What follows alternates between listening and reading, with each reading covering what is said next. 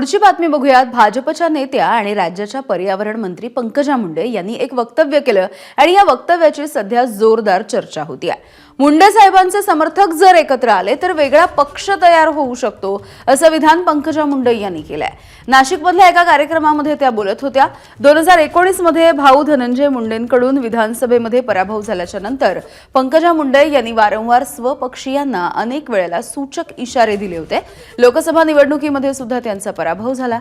विधान परिषद निवडणुकीमध्ये सुद्धा मोठ्या वेटिंगच्या नंतर त्यांची वर्णी लागली आणि मोठ्या प्रतीक्षेच्या नंतर मंत्रिपद मिळाल्यामुळे त्यांचं हे वक्तव्य पुन्हा एकदा चर्चेत आलंय।